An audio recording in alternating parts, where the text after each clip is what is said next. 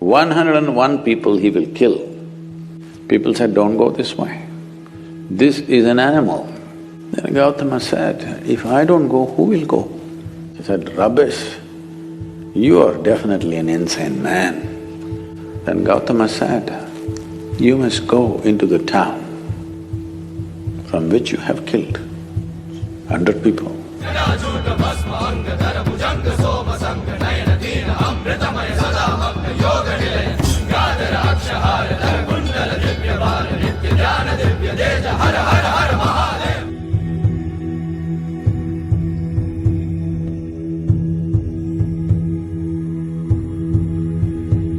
It happened that there was a man. His original name we forget.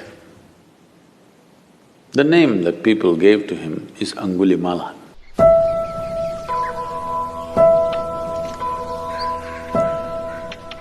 Something happened to him. He felt the society has been unfair to him, became an angry man. You know, when you're young, you think everything is unfair to you. So he became very angry with the society and he took a vow, this town which has been unfair to him, he is going to kill 101 people. 101 people he will kill and he will cut each one of their thumb and wear it as a rosary around his neck, a garland of fingers or thumbs. So he went about doing this. People were terrified to go this way. He is housed in a jungle, but this is the pathway to go to many other places. People got killed. Over a few years, he killed 100 people. He just wants one more to satisfy his lust. So one day, Gautama, Buddha came to this town. So by now, because he's wearing a garland of these fingers, they called him Angulimala. That means one who wears fingers as his garland. He just needs one more finger for him to complete his vow.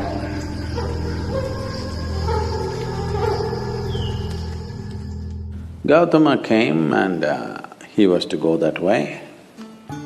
People said, don't go this way. This is an animal. This is not a man.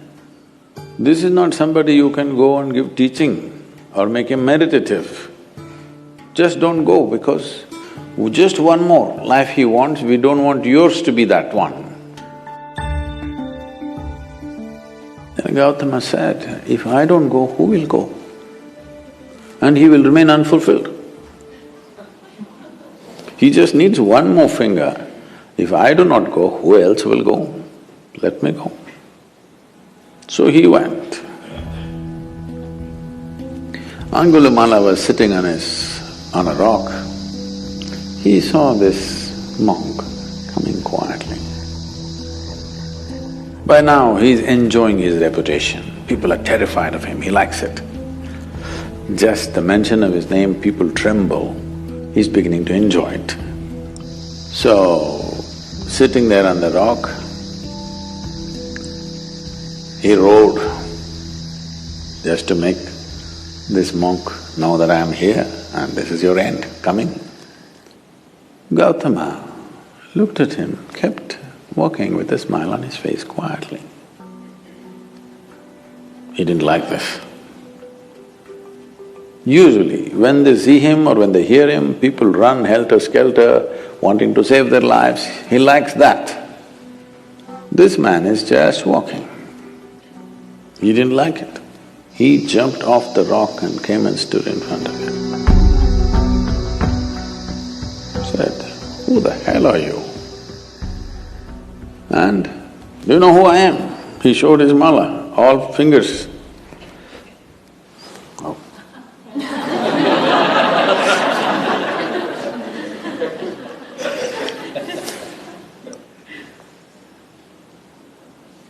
And you know about me? Gautama said, well, I've heard a lot about you. What about it? And he kept walking. Where do you think you're going? You're still going when I'm talking to you. Gautama said, I stopped going long time ago. My going stopped long time ago. I have arrived. You're the one who trying to go somewhere. Then Angulimala laughed. He said, rubbish. You are definitely an insane man. I am standing still, you say I am going. You are walking and you say you are not going. What's wrong with you? He said, no, I have arrived long time ago. I am not going anywhere. You are the one who is trying to go somewhere. But you don't know how to go there. You want my finger? Or you want my neck? Hang my head as a pendant, as a pendant. You got fingers, you can hang my head. Now it'll be a good pendant for the necklace. Because I'm done, I've arrived. It doesn't matter whether I'm physically here or not. You can do what you want. See, the pleasure of this killing is only when you're terrified and you don't want to die. When someone wants to die and they don't care, what's the use of killing this guy? And it looks like even if you kill this guy, your lust for 101 lives will not be fulfilled because this guy doesn't give you the pleasure. Then he said, wait, you tell me, what is this about? You're moving and you're saying you have arrived and you're not moving. I am not moving and you say I'm moving. You're looking for fulfillment in your own way, 101. I'm fulfilled, there's a big difference. And you can take my life. If you think you're going to be fulfilled, do it. Because this is my work, to fulfill people. If it's going to happen so easy that without a teaching, just by slashing my throat, you're going to be fulfilled, just do it, what's the problem? Now Angulimala became his star disciple.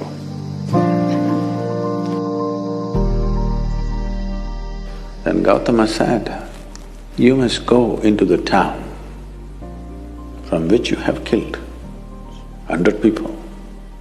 In a small town, 100 people means almost every family has lost somebody to this man. So he made him into a monk. Gautama's monks were called bhikkhus. Bhikkhus means beggars, literally. So he gave him an yellow cloth and a begging bowl. He said, go, look for some food in the town. So Angulimala came into the town as a monk. People saw this and they were terrified, they don't know why he has come. They all went and stood on their terraces because they are afraid what he will do. Then when they saw he's become tamed, he's not the same fierce man, then they started throwing stones at him because each family has lost somebody to him. So he continued, stones hit him, he was bleeding all over. Then when it became… stone throwing became little in excess, and Gautama came in, asked the people to stop and said, this is not the same man. This man is an extension of me. You're throwing stones at me. So stop.